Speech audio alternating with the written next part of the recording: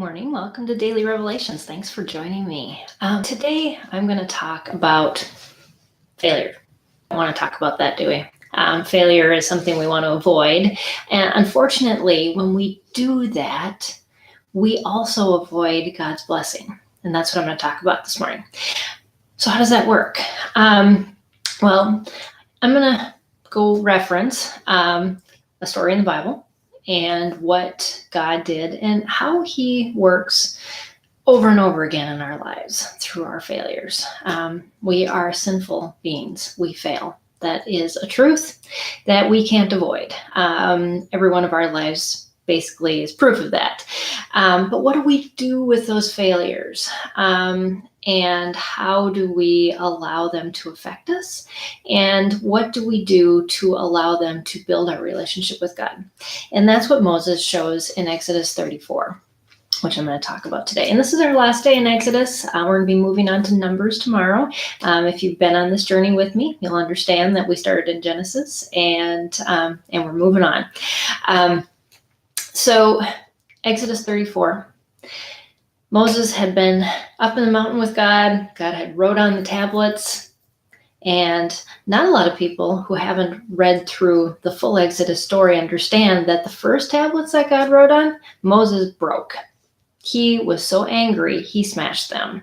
And in that righteous anger about what the Israelite nation was doing, he let it take over his own ability to control himself. He failed.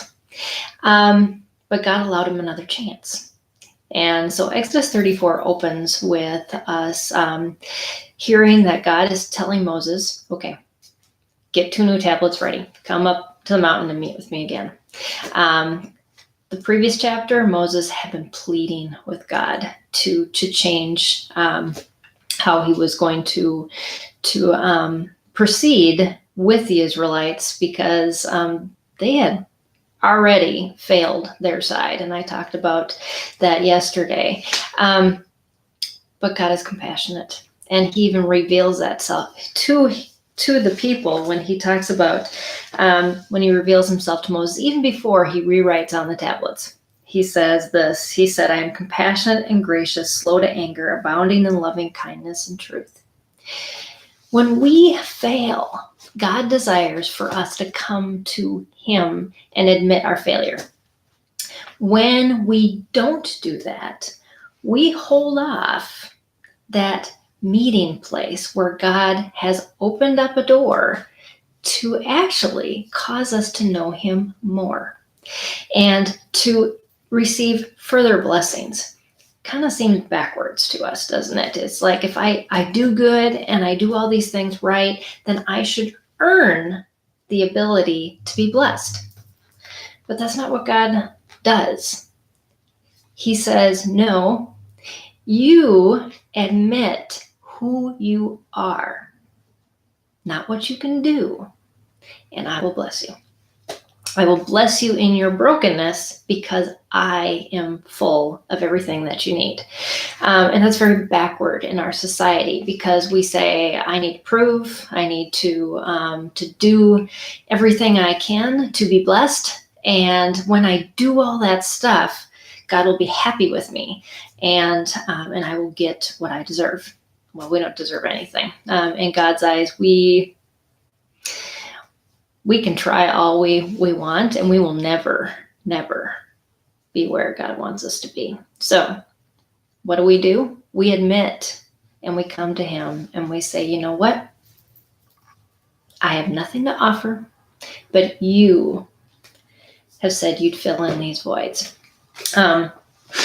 Unfortunately, when we don't do that, we fall into this trap of failure and self-doubt and self-condemnation about all of our failures, instead of what God wants to use them for is to open our hearts bigger, to allow him into our lives more.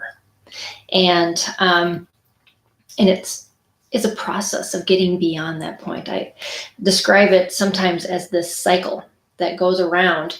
And when we are forgiven, we're up here, but we fall off and we fail.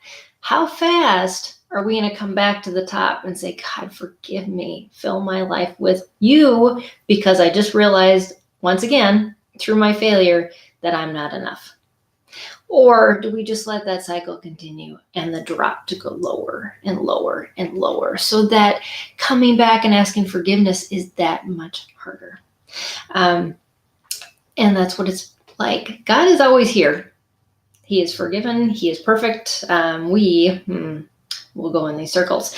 So, but the wonderful thing is, every time we complete one of those circles, we bring more of God into our lives, because we admit that we have failed and that we are not perfect.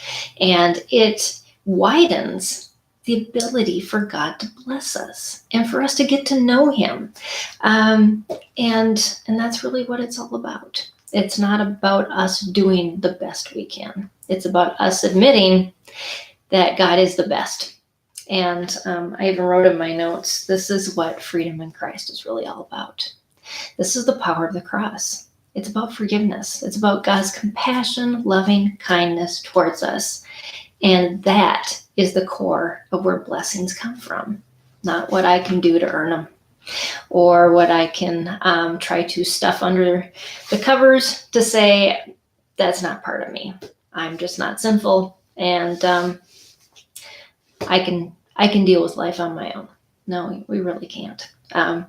We need God. We need God's forgiveness. And when we do that, he will bless us all the more. So hope that was an encouragement for you today. Thanks for joining me on Daily Revelations. I will see you again tomorrow with whatever God has for me to share with you then. Bye.